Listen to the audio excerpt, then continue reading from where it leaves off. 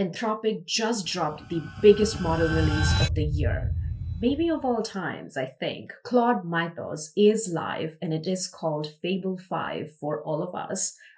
And instead of talking about the benchmark charts, I'm actually going to show you what it built for me. And this is going to blow your mind. An interactive 3D learning app where you can type any idea and it will create 3D rendered model for you. You can rotate, zoom in, click on each of the things and components, and it'll animate from there. You type Steam Engine and the Steam Engine parts will start to show up. It'll label them, everything animated. The components are explainable just one click. Now, I built this in just one session with one gold prompt, and by the end of this video, I will show you the exact workflow so you can do the exact same thing. So what is Claude Mythos? Well, a few months ago, Anthropic unveiled this model that they called Mythos and immediately restricted it. It was too capable for general access, so they put it into something called Project Glasswing, which was a closed program for a handful of trusted organizations only. Now, most of us couldn't touch it. That changed today. Mythos, which was codenamed Fable 5 internally, is now in all of the Claude platforms. They added some security checks on top of Mythos to make it accessible for everybody like us. It doesn't just win benchmarks, it actually dominates them, every single one of them. But benchmarks are just leaderboards in my mind. So what actually matters is what can you build with it?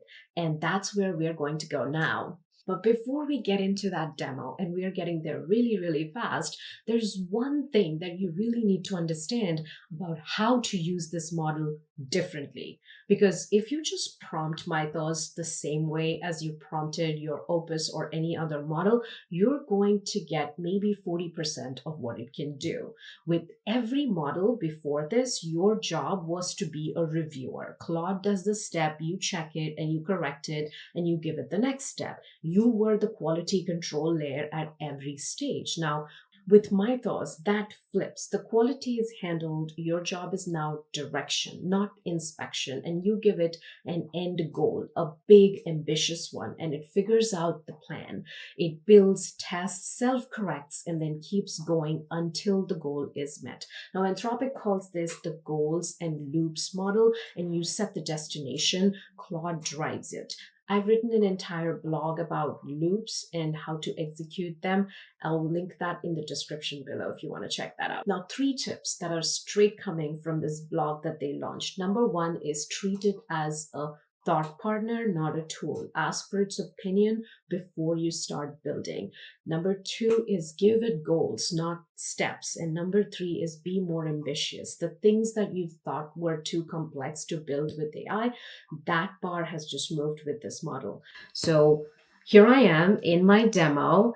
Go into Claude Code, and you could do this in your desktop version as well, but just go into the Claude Code desktop version. And from there, pick your model. I am selecting model Claude Fable 5. If you haven't already selected it, this is how you do it. And then once you have that model set up, I'm going to select the effort to be high here. And just know that high effort means you're going to use a larger number of tokens, but you will see why I'm doing that here because I want to use the loops and ask Claude to do a lot of thinking. Now here with /goal command, I'm adding my prompt, the prompt to create that visualized animated learning 3D application.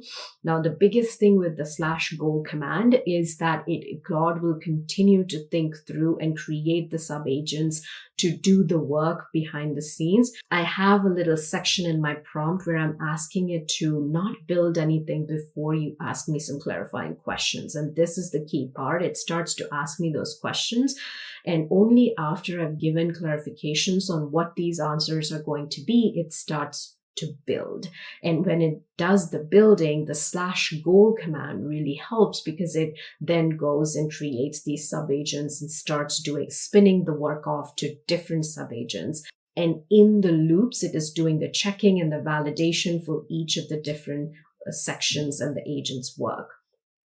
After about 20 minutes or so, Claude had done all of its work. Fable 5 had done everything that it needed to build this app. And this is the local host URL that I'm going to go to see what it built. All right, so here I am. Let's explore Explorer. All right, the interface looks really good. I asked it to do a dark theme, so that's what it did. I am going to click on Animal Cell to start. I click on Animal Cell to begin our exploration. And right away, I see different parts of the cell. I can zoom into a specific section. I can rotate and move those sections. And it really did exactly what my prompt was trying to ask for. The next thing, which is an entirely different domain, I wanted to explore was steam engine. So when I do that, I can see how the piston works with the flywheel. I rotated it around to see clearly how the pipe is connected to the boiler and the firebox. And then the third thing that I looked at was a solar system. And yes, this one looks, I'm not too impressed with the solar system. Maybe we need to do a little bit more work here with Claude to make it a little more cleaner, more detailed. But overall, it did quite an amazing job for the first attempt.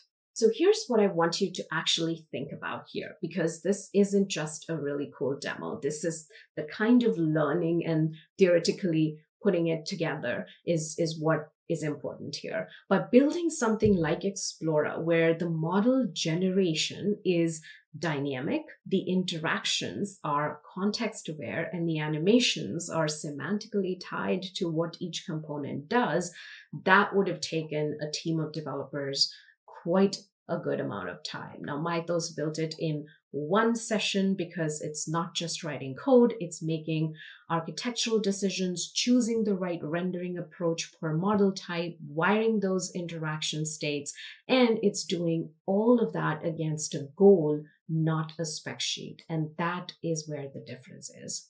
Now, one more thing. I know some of you are thinking about how to use this in a real workflow, not just in a single build session. You can wire Mythos into a loop with external tools. Let's say you're managing a backlog in another tool. You could run /loop with that tool every hour, and it would pull the task and start running them in the loop for you.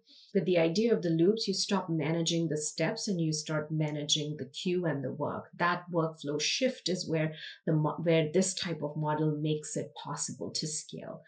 I hope you enjoyed this demo, and if you have given Claude Mythos Fable 5 a try, let me know how you're using it in the comments below. I'm really excited to learn more from you all and your use cases. If you want to get into AI and haven't started the path yet, I have a bootcamp coming up. I'll put the link to that bootcamp in the description below as well.